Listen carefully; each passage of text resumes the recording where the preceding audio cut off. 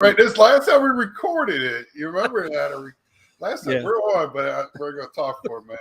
Last time, you remember, I recorded it, so it was all professional. Now it's just, Right. hey, let's just have a good time.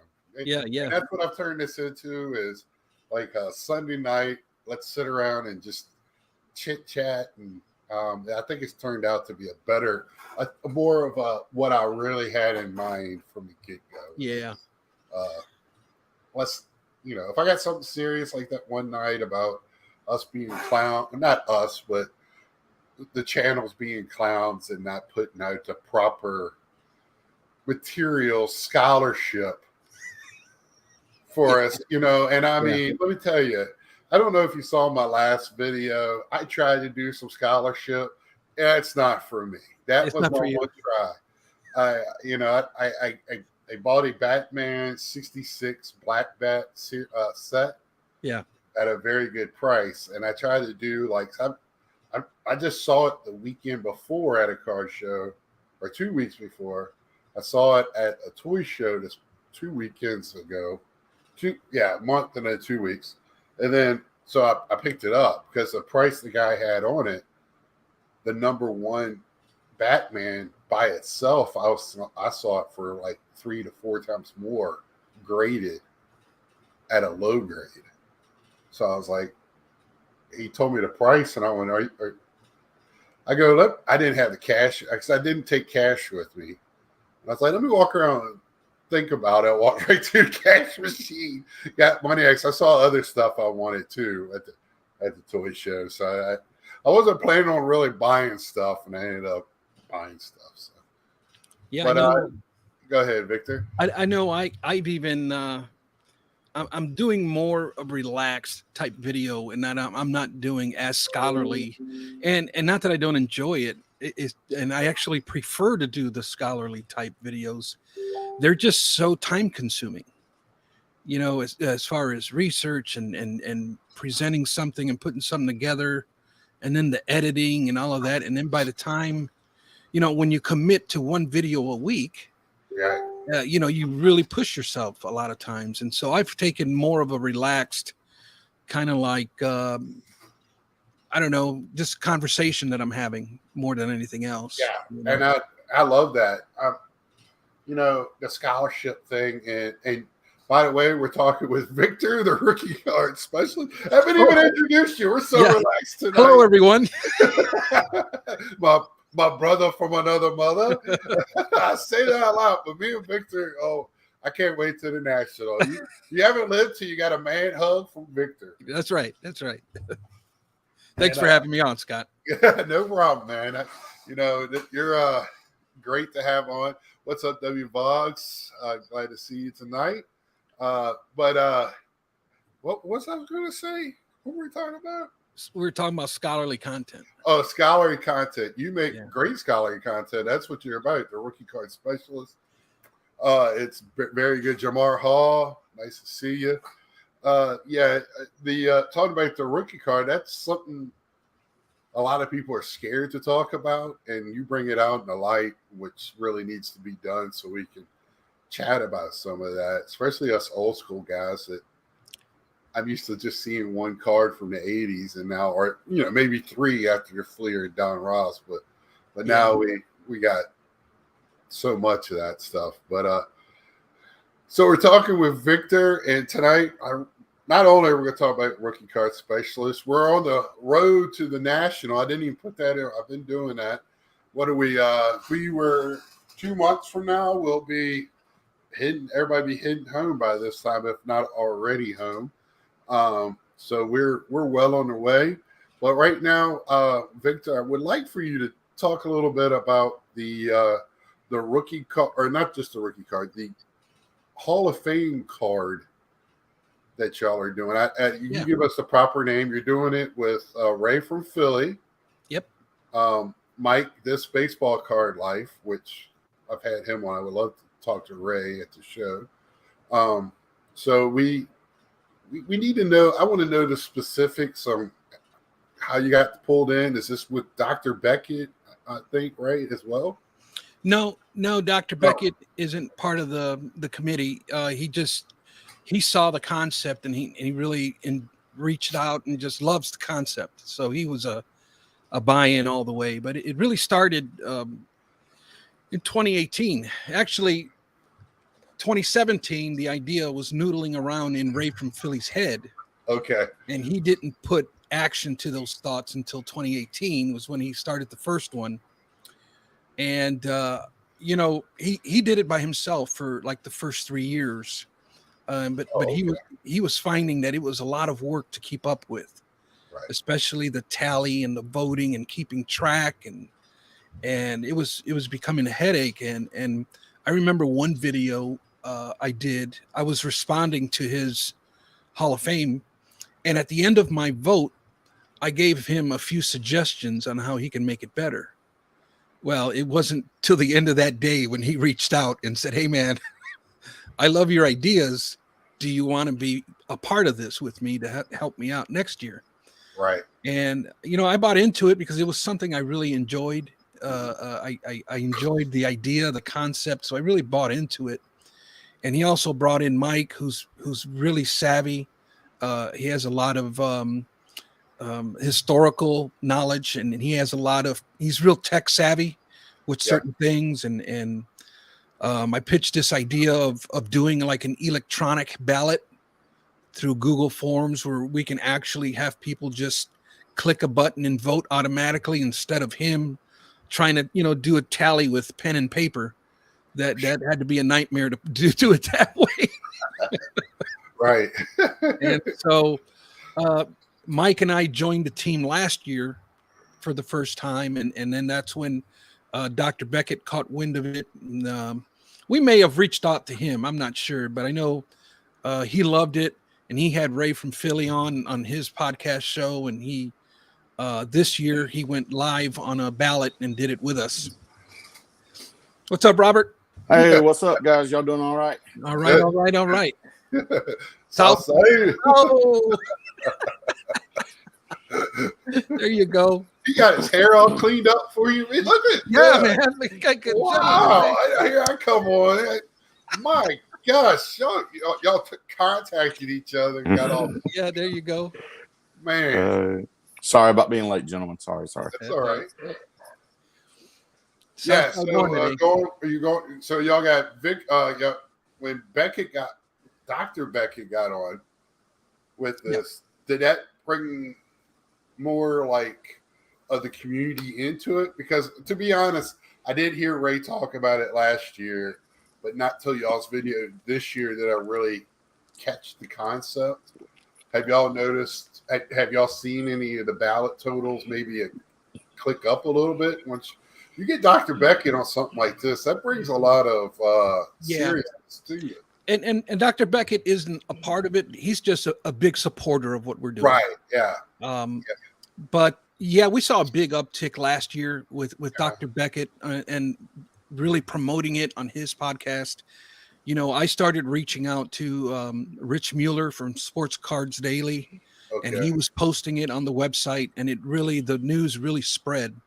Mm-hmm. And I wrote an article on my website that's getting a ton of traffic.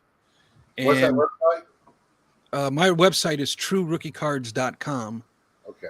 But there's a website. If you just punch in Baseball Card Hall of Fame, it's going to pop right at the very top there. And so you're able to see and you're able to get to the ballot and all kinds of things. So as far as the marketing side, we've really made a big push when Mike and I came on, and we've really spread it out throughout the hobby. And we saw a big uptick in votes. Last year we had over 560 votes, which is a lot when you compare it to the first 3 years. And when you look at, even baseball players, when they get inducted into the Hall of Fame, I believe the Writers Association, they only have like 450 ballots. Right. And so it's like, 560 is a lot when you look at it that way. That's a serious number there. Of course, there's thousands of us on here watching and millions of collectors, but I think this is something that needs to catch hold because it's a great concept. Yeah. And then moving forward, as you've already got of course, the ones that are in there now are the no-brainers, whatever. But now you're starting to get into, let's say, what people like, and you're going to start getting more and more probably people having conversations over the cards that are in it. I mean, you brought up some this year.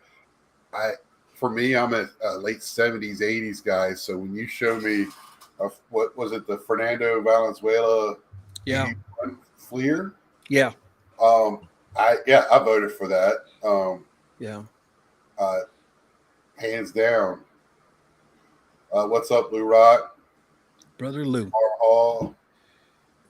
Yeah, Lou Rock. I think that's something that we need to get more and more people into. It's this one we're going to answer too. I'll get his quick answer on that while we got you up there, Carlisle. You've been waiting. What is the true Chipper Jones rookie card? Answer now. Well, in under 60 seconds, right?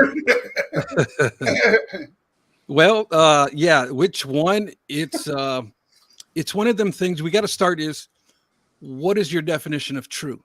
And that's going to be different from everybody. My definition of true are rookie cards that comply with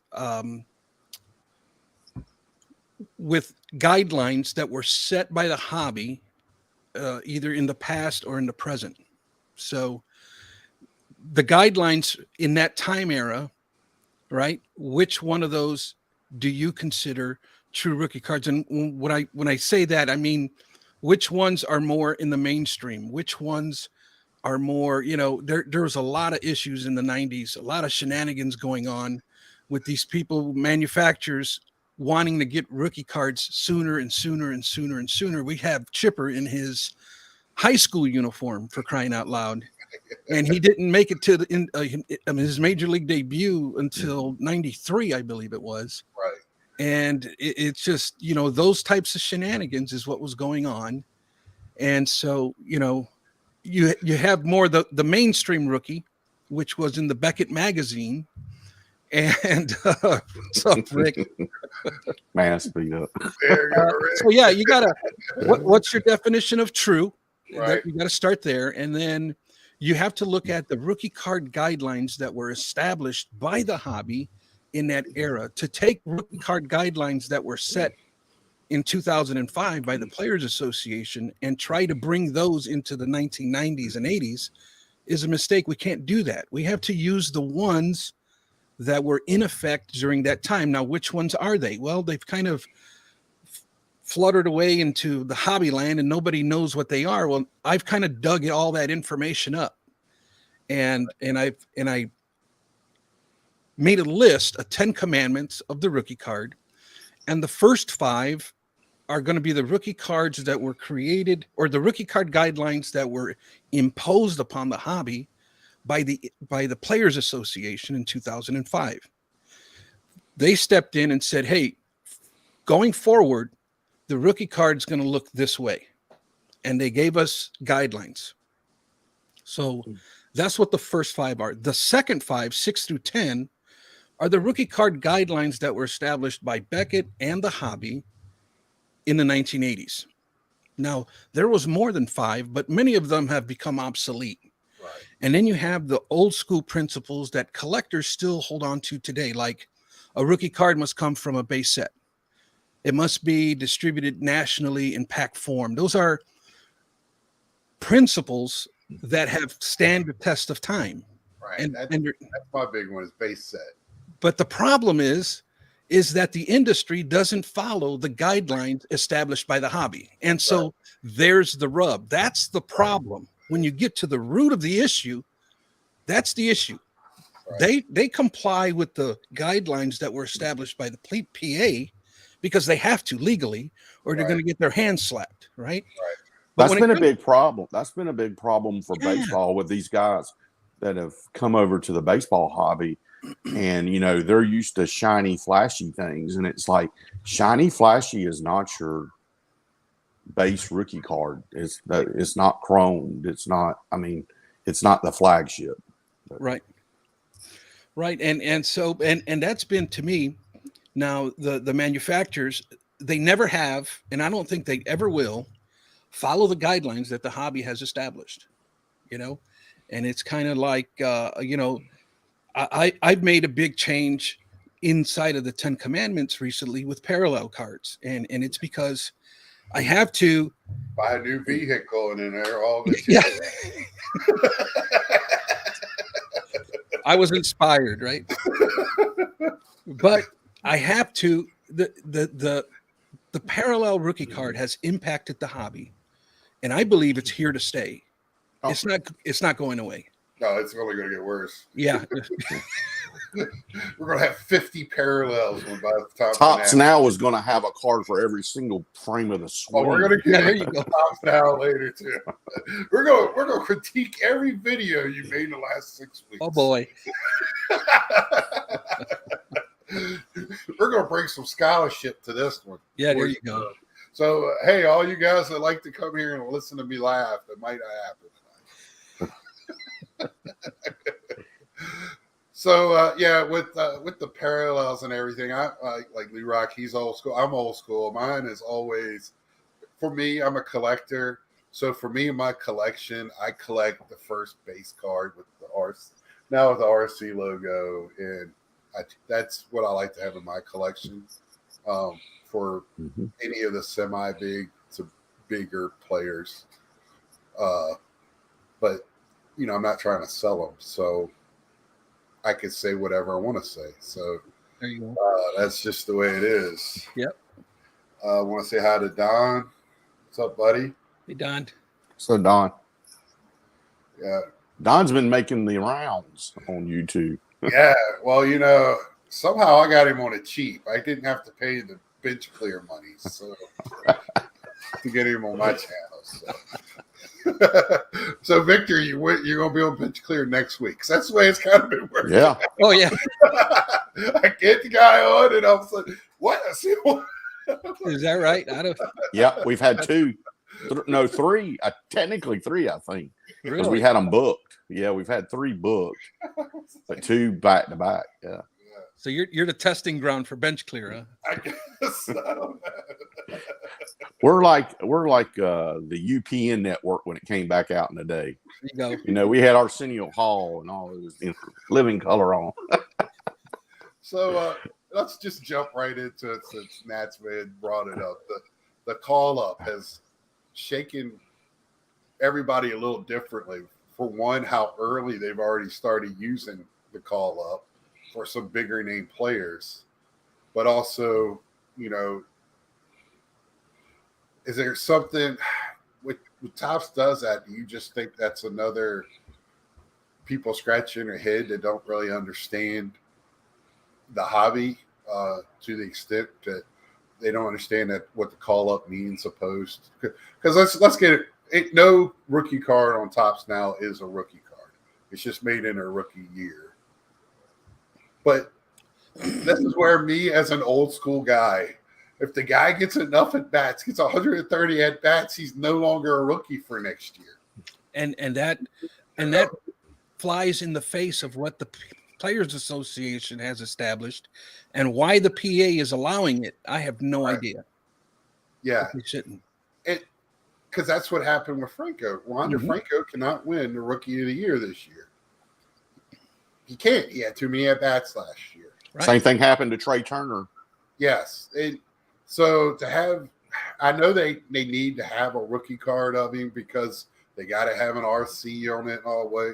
But they should have had him an update. They should, they should have Gorman, and what's the other one they just called up? Was it Adley Rutschman? Was Rutschman call up? Because yeah. Okay, that was the one that I was like, how is he a call up? Well, he had to be on this list that they have out before the year of potential rookies. I mean, he would have probably started the year if he didn't get hurt in the majors this year. But he was hurt. And they wanted him to get a certain amount of bats before they wanted him to have a spring training before bringing him up. Yeah. What it was. And this kid is going to be, he might not be the hitting guy of like Carlton Fisk or Carter or Bench or anything, but he's going to be one of these catchers that are being known to control games, pitchers, staff, have the real moto framing and arms. of Molina. This guy's supposed to be the everything. So Yeah. I think part of it might have to do too with, I know Wander Franco, the issue with him was getting called up was that it was going to affect contract negotiations, being held back. They're able to hold him back a little more. And when it comes to arbitration deadlines and all that kind of stuff, these owners, they're there's much to blame, I think, for this as anybody else. And I'm wondering, is the Players Association not saying anything just to stick it back to them in a way where they're getting, some sort of profit margin outside of their contract negotiation with owners? Well, they're just Topps, like on merchandise and stuff. That's all. Well, the players, they make their money. They're contracted, and I think this past year, that was a big thing. Was the Players Association? They were wanting more money, and that had to do with Fanatics coming in and giving them more money since they were losing out with their negotiations with the owners on merchandising and stuff. I've heard that can get kicked around. I thought that was an interesting way to look at it. But go ahead, Victor. You got two guys on either side. Keep cutting you off. Go ahead.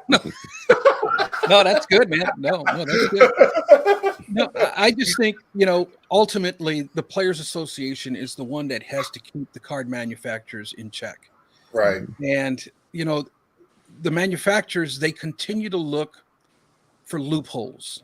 And through those loopholes, they create shenanigans that creates gray area. So they kind of flirt with the rules a little bit. And it's going to take the PA to really, keep them in line. And so the problem that I have with Topps is they've always had this attitude that they're going to be the first to print the rookie card, and they don't care who says what. That's their main focus. Mm-hmm. And I even remember reading this article about the Players Association takeover in 2005, and the PA kind of set they did a press conference, and they kind of laid the rules down for the industry.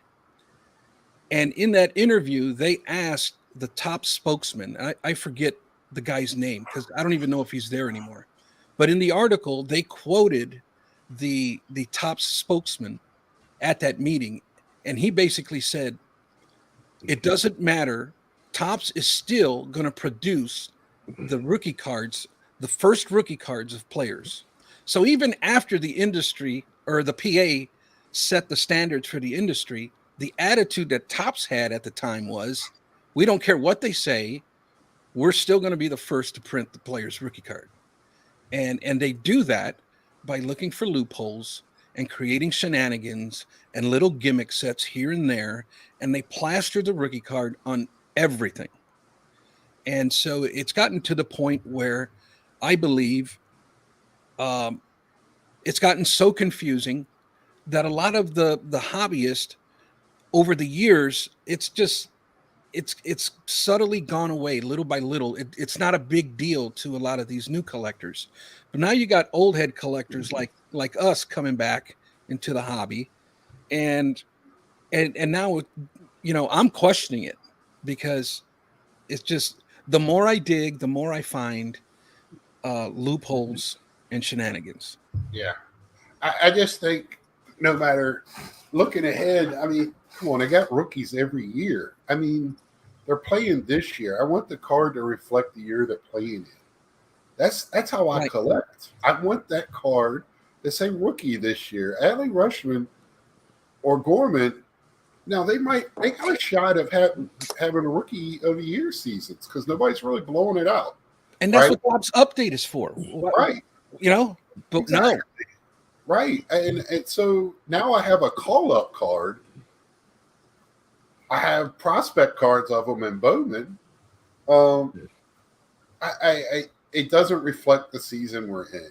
And that's what they went to a couple of decades ago. Now, when I grew up in the 70s and 80s, the next year card reflected the last year's season.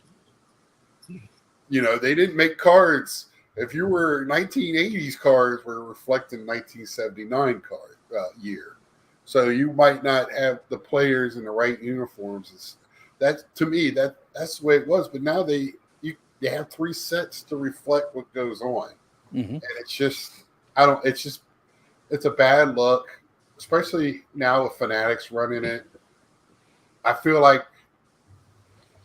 all the changes that we were hoping for as collectors, it's just going to be more of the same, and if not worse. They just want to make the money. They want to hold on to those 2 guys and go, oh, they'll be in Series 1 next year. Right. Well, And they're not rookies in Series 1 next year. That's why I wasn't that excited about Wander Franco. Why am I excited about Wander Franco this year when he was a rookie last year? It would have been better off making the Bowman's best card the rookie card. To me, it would have been better just to put the RC logo on it and just been done with it. But that's not how they do it. Now I'm getting mad and I want to laugh some more. Yeah. But that call up thing is just it's crazy. It has its place later in the year, right? When you're past the point of no return, which is right. It's like sometime in July was supposed to be the point of no return for an update, right? Yeah, they typically have a meeting with the card manufacturers before the season starts, and they line up all these rookie card debuts, right. And the manufacturers say, okay, we're going to use these guys in our sets. Well, the cutoff, there's a cutoff date that is typically in June sometime. Right. And that's how come Yordan Alvarez couldn't have rookie cards in 2019, because his debut passed the cutoff date set by the PA and the manufacturers. So he had to wait till 2020. Right. But what's up with Adley Rutschman? Right. Is the date in May now? Did we move it from June to May? Nobody knows. Right. There's no explanation. There's no accountability. There's no transparency. Especially when he would have been on the team if he was healthy. At least after the April call-up deadline stuff. Whatever, however they want to work it. But he was down because he was hurt. Yeah. And the Orioles are in no rush bringing up their young talent right now. They're just not. Why? Yeah.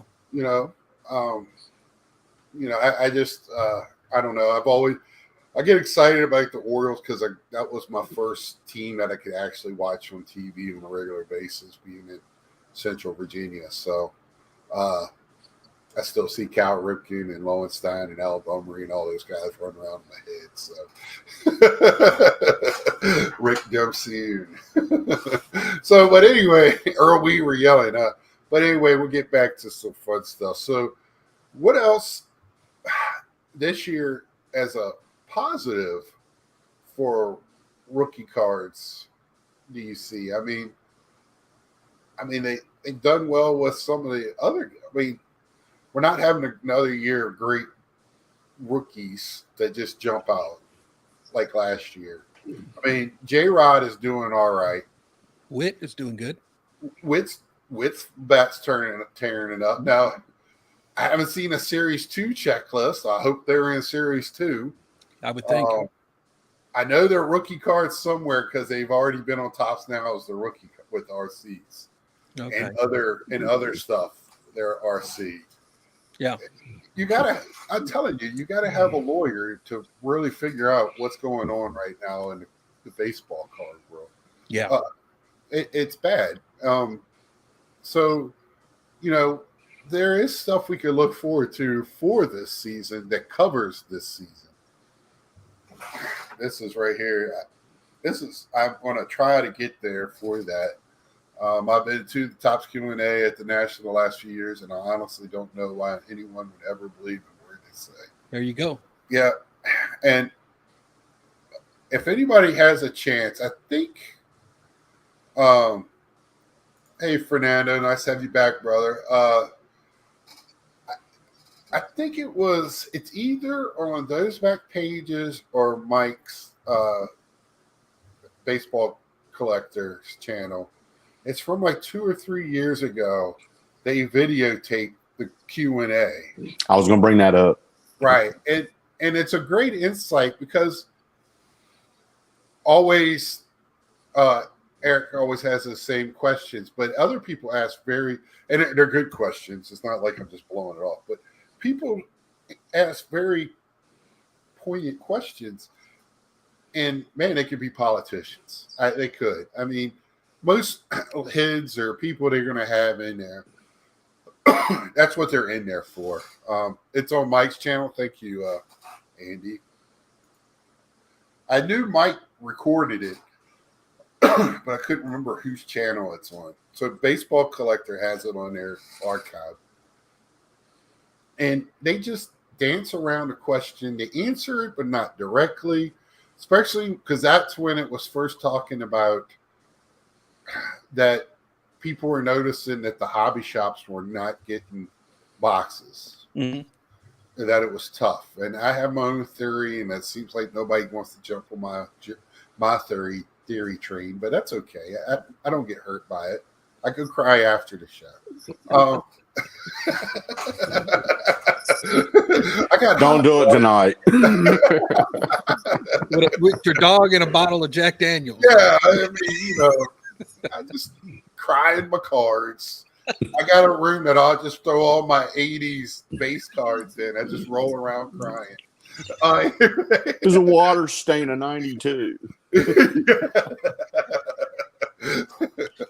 Yeah, but they just don't get to the nuts and bolts and just get to it. And I don't know if they're going to have it this year because the Fanatics buying them. What are they going to say? We're no longer in charge. I mean, that's just the reality of it. Yeah. So the National, you are going to the National. We talked briefly about it before we got on. Stay in the hotel. You want to tell us what nights or days you're going to? Yeah, I'll be flying in Wednesday morning. I'll land in Philadelphia about 10 a.m. Pick up my car rental, and I'll head to a hotel about 20 minutes west of. Hold on. Hey, Don, are you still on here? Because does he need to get the car rental, or do you got enough room in your car for him? Don's got like 6-7 people. Yeah, 7 people. Yeah. Go ahead. I'm sorry. I'm good. Look like a clown car coming out, right? Yeah, don't be sneaky kid or Linus on that trip. Right. So you get your car rental, driving in.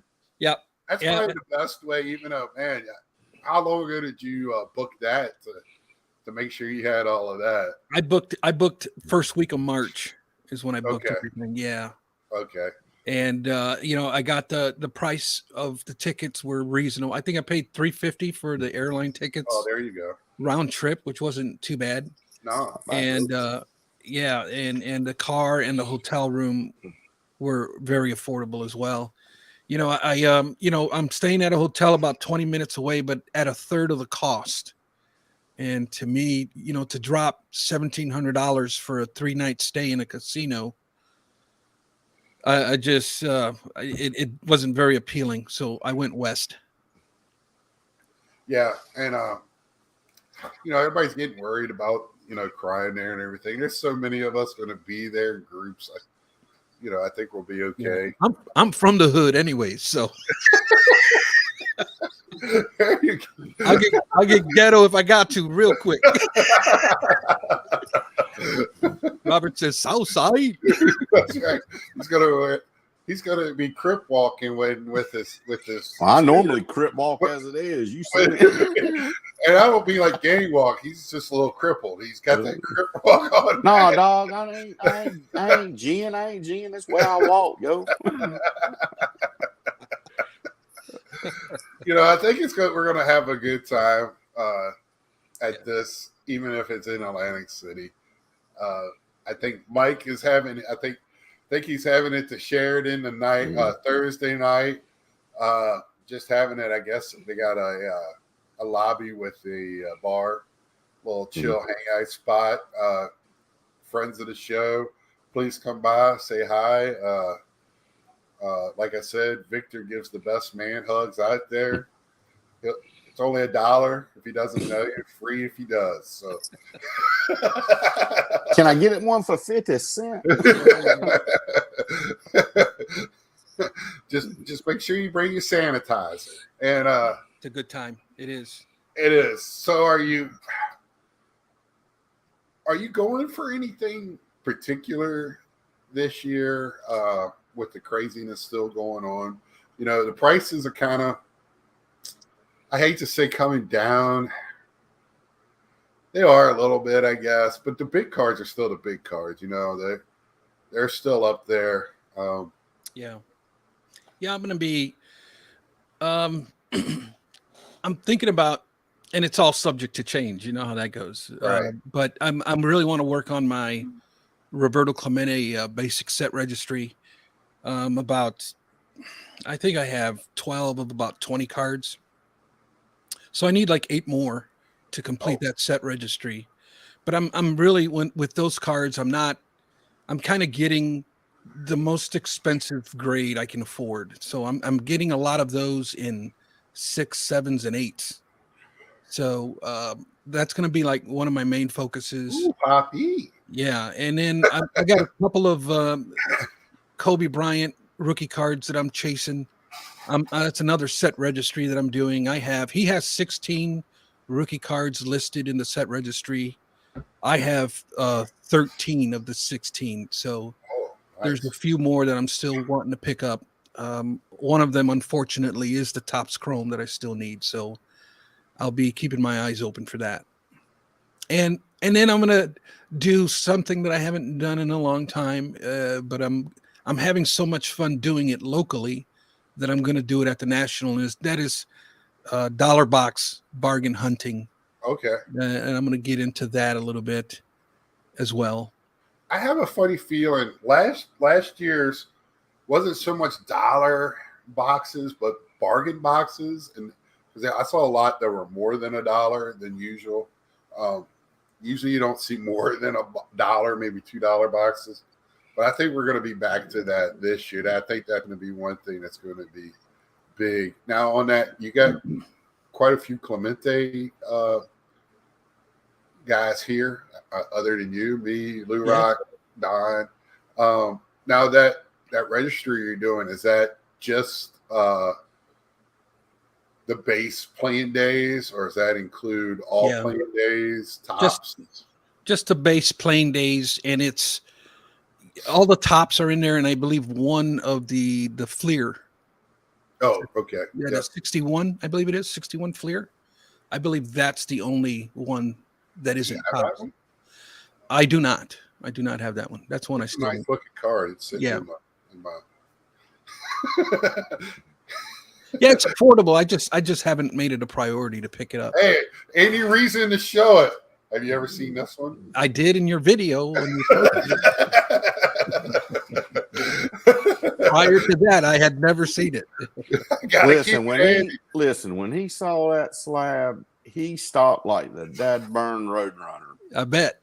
I mean, it was big man stop. 63. Thanks, Lou. 63. Yeah. He's a man with I need to get his number when I start looking at that stuff. Hey, 357. You're better late than never. But the last one's got to bring the drinks. You know the problem that I have at the National? Something that really derails me like immediately. And that is coat? No. Bargain boxes of slabs. Now that's where all plans go out last year. All plans go out the window, and stuff like that. Chef. Or man, I love watching the Chef back in the day. Was his swing just violent? Base rookies. That was the Admiral, wasn't it? Ichiro. And it is stuff like this when I find them for $10, $15. Thank you for showing cards so Pepino Man will right. That was for Pepino Man, right? Hashtag Pepino. Here you go, Caesar. Caesar, we salute you. That's right. But when I start seeing slabs like that for 10, 15, 20, 25, man, I'll take them all day. You know. There we go with Rick. He's manipulating the vote there. There you go. He's out here. You can't. Hey, you got to stay so many feet away from the voting area. We don't have hanging chads here. It's all good. Yeah. Was that the Sheffield error? I didn't. Is this error card? No, it wasn't the error. Okay. Man, Chef. Whew. That dude. He was. That swing was just violent. Yeah. Yeah, he wanted. There you go. Wanted to murder it every time. Yeah, he wanted some stitches out of it. That's for sure. Victor, one of the common questions I like to ask, especially with the national being brought up, what are some good tips that you do that you think would be helpful to others attending the national? Yeah. And a lot of that, evolves year to year. This is my this will be my 6th national that I go to. The first one was in 1998. When you compare that one to like last year's, there's a big difference. And that's because you learn lessons as you go along. And, I guess where I'm at today, what I would like to do differently, is the backpack concept I get, but it just kills my back when I have this backpack on for 8-10 hours a day. I don't know if it's an age thing. I don't know, maybe because I'm out of shape, maybe all of the above. I was going to say yes, but then you start you lean over the glass and you're looking at cards, and that thing is just hanging on your back, and it's like, what man, do you put in that thing? You don't put a bowling ball in there, Victor. What I put in there a lot of is water. That's like a main thing. The bag in and of itself is just heavy. Right. It doesn't take much when you got it on for that amount of hours. Do you get the one with the chest clip? I do. Yeah. Okay. Yeah. Because I was having that same issue, all jokes aside. And once I started using that chest clip and tightened it up, I felt a lot better last year. But yeah, I can understand that. Yeah. And I can tell you what Victor does real well as a observer of Victor at the show last year. He doesn't say anything you do, Nats, man. He knows how to talk up the guy behind the table. And it might not just be for buy-in or anything. It's just information to use. We're all content creators, and guess what? He's getting content. And he likes to do the scholarship stuff. No, where I really gain an edge on the dealers. And here's what I do. I usually, if a dealer doesn't have his cards priced, I typically keep walking, be honest with you. But when I do see a dealer, and it's the majority of the dealers do have the price on cards, which the first thing I do is I thank them for pricing the cards.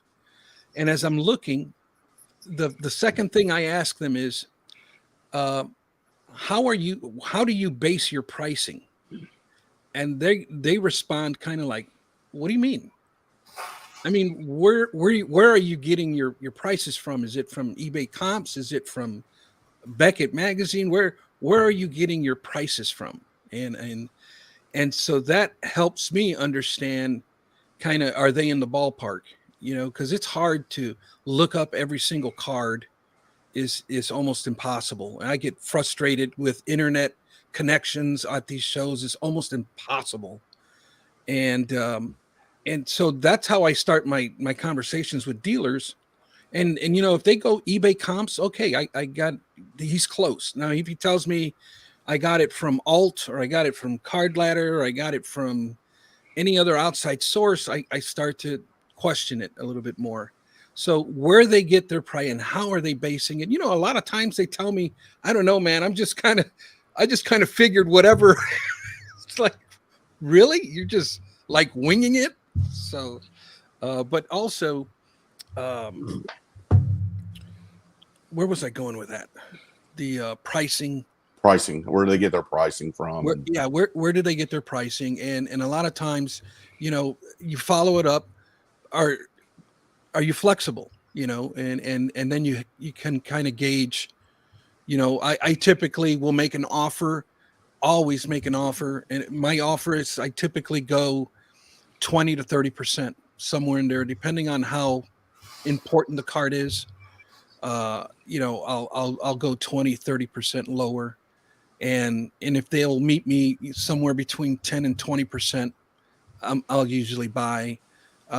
You do get a lot of dealers though at these big shows, especially on the first day and maybe even the second day, where they're not as flexible as they are on Friday and Saturday and Sunday. So, always keep that in mind. So, but also, the keeping track of the atmosphere of the room. If it's really packed and there's a lot of people buying.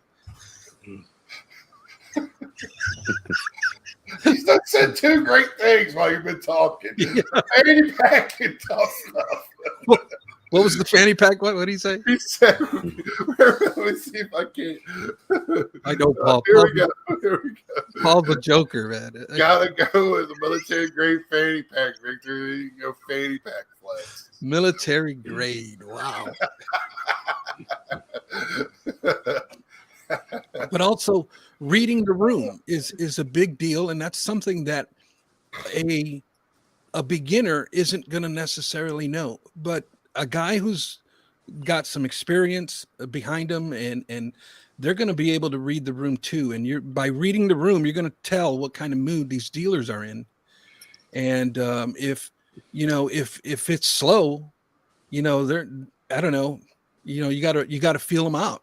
Right. Some of them are, they're more flexible when a lot of people are spending and they're happy and they're more willing to work and be flexible. But when the show is dead and the guy's kind of sitting in the back of the table, kind of like this, and he's not going to be willing to work as much. Right.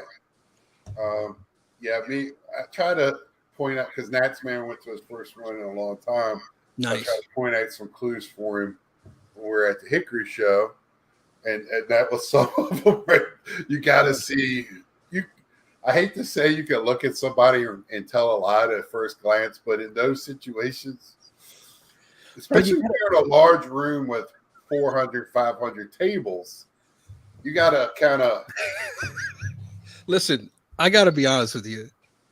I feel bad for some of these guys, man. Can you imagine buying 3 tables at the National? You know what that's going to cost you? Was it $1,500, right? Yeah. And the hotel and they're not making a nickel. They're not moving. Yeah. Day 2 or 3, yeah, anybody's going to be like this. I just hope for their sake, because I just have a funny feeling there's going to be a lot of people trying to sell the other way. Not much buying, but selling. It seemed I heard again. I was watching something about the Dallas show today. A lot of people selling there, and we saw it in where we were at. It wasn't a lot of people, period, but guys are stopping. When we were there, people were literally not even looking because they needed to sell stuff to make their weekend. At a little, it wasn't a little show. What was it? Nats Man? 300 tables? 300 tables. Yeah. Yeah, so it wasn't a small show by any means. We were right. So, and I don't know how true it is. Maybe somebody in the chat can verify. But I heard that they're going to have the trade night. They're going to make it a part of the National, and it's going to be inside of the same building. Are they? Where all the dealers in that are at? Yeah. Wow. Well, we were kind of wondering, being in Atlantic City, to get one of those ballrooms there or wherever big enough because he got, I think, 3 rooms at one of those big hotels, and they were still packed last year for it. Did you go to it at all? I know last year. Yeah, I was there, but I didn't go to the trade night. No, because it was the same night as we reset, all of us sitting around BSing half the night. Right. Thursday night, and but I've seen videos of it and stuff, and I was kind of wondering when they were going to implement that into the show, because And I'm just waiting to see if they're just going to be people just standing outside on the street swapping cards at the end of the night. Yeah. It's going to be interesting to see how it goes in Atlantic City. If I was a dealer, I would be very upset to allow that amount of people to start trading and kind of bypass. What are the dealers going to do? Stay there till 1, 2 o'clock in the morning when this stuff is still going on? Well, there's a lot of dealers that go to those trade nights. We were walking around just the regular hotels last year. Every night was packed with trading, and we saw dealers setting up at the little trade things in the hotel selling stuff. Yeah. I don't think that's going to happen. I don't think the hotels are going to let that in Atlantic City. Would it be gambling if it's a casino? I know in Vegas, you don't stand around in lobbies and stuff. You keep moving, and these spontaneous trade night ventures where they're dragging furniture down the hall and setting stuff up. I don't know. I don't think Atlantic City hotel security is going to put up with that. I heard they run a pretty tight ship in those places. Yes. Yeah. In Atlantic City, last time I went was tougher than Vegas when it comes to what goes on in their hotels. I'm sorry, I'm still laughing at Rick's comment. Don says he's going to be in a red Corvette. I hope people got to see that in the videos last year. Les Griff actually talked to the guy. Wasn't Don. Unless you're selling soccer cars, Don. F1 this year. F1 this year. Yeah, F1. F1. Yeah, whatever. Jeez. Yeah, because I'm very interested to see. I've never been to Atlantic City show, so I'm very interested. I've only been to Cleveland and Chicago. I'm not a fan of Atlantic City, but I'm going because all my friends are going to be there. All you guys, everybody's in the chat. I'm not going for Atlantic City. I'm just using Atlantic City. We're just using it as a spot. I hope this is the last time. Love F1 too expensive. Yeah, Lee Rock. Glad you like it. Me and racing right now kind of on the outs. Anything else you want to push, promote, talk about? Any good videos coming up? Yeah, what you got coming up? I don't know. Right now, I'm playing that by ear. I'm not planning as much. I'm more. I'll keep my ear open throughout the week, and I kind of take notes on stuff that I want to talk about. So that's kind of how I'm doing things. I am looking at creating a video. I haven't done it in a while about the NIL, the name, image, and licensing that's been adopted by the collegiate world, and that's a big deal because I believe it's going to affect how we view rookie cards in the future, with all these schools getting in, dropping these large amounts of money. And so I got to start talking about that again. I've done a couple of videos on it, but it's been a while, and it's time for an update on that. Well, it's even got high school kids that are playing AAU ball and everything else. Yeah, I like that the kids can make money off of their likeness. Sure, and 100%. all that, and the local dealership can get even like, hey, let's get the girls' basketball team from a local college to push some cars for a few money. It gets them all. It gives them, because nobody's really talking about that. If a college has a pretty good team, doesn't matter what the sport is, they can make money off their likenesses. So. But then you get into the loopholes and shenanigans that they're doing with Topps basketball with the OTE, overtime elite.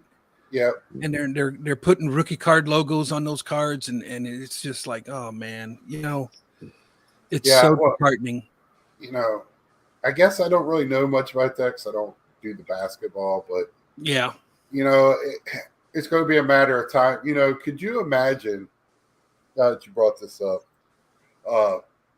that going on when Harper was 16 years old? Right. Bryce Harper was on the cover of Sports Illustrated at 16. Wow. Right? They have videos of him on YouTube in a summer batting home run contest in the Trop, where he's hitting balls off the orange in right field. He's hit one of the longest measured balls in the Trop, and he was a teenager. So this could happen to the next Harper, Trout, Jason Dominguez, whoever put the name, whoever it is. It's not just going to be basketball, football. This is going to be in all sports. So I couldn't imagine that happening again, with somebody like that. I'm waiting for the new Manning grandson when he starts with what contracts he's going to be signing for that. I mean, the one plus is it might keep the kids in school for 4 years. Yeah. So, they're not getting the money coming out for pro. So yeah, that's the one plus side. Yeah, no, and a lot of them aren't going to make the pros. Right. Right. And then they do, they wash out or whatever. Yeah. I mean, let's face it, these kids are under a microscope now. I mean, there's so many, not just card collectors, but people in the know of all these sports that, man, they know these kids from an early age. I know when I was big in basketball, I was knowing who was the top seniors in high school, before they came out. And, man, you're just adding another layer of how they could fail at an early age with all that pressure of putting them on cards and stuff, signing it, and how they live. It's tough for them to live with that money when they come out when they're 20 years old. We're going to give them money when they're 17, 18 years old. Yeah. Hopefully they got a good group of people around them. Yeah. So that's the parts that bother me. But there are also a plus where I hate the one and dones. That's what got me out of college basketball. And, man, I grew up, watching the Fab Five and, all these great college teams that stay together for 4 years, UNLV and Duke, and, you had Jason Kidd and Tony Gonzalez out at, what was that, UCLA, Santa Barbara, or whatever. So it was just, I love that time of basketball, and it just kind of went away. Yeah. But I think we're going to end it here. Victor, can't wait to see you, man. All joking aside. Looking forward to it. You too, Robert. You too, sir. Looking forward to it. Yeah. Give my 50-cent hug. There you go. Chat, with Rick and all you guys. I finally get to see Lou Rock. I can't wait. We're within 2 months, people. 2 months. So if you don't have your plans, for heaven's sake, get your plans together. I know it's going to be an expensive trip this year, but it's going to be a fun trip, and we'll make the best out of it. And you don't have – ask Andy. You don't have to buy anything to have a good time. That's right. So until next time, like, share. I see I had some new people again tonight. Thank you for a great chat. Until next time, we'll see you. Deuces.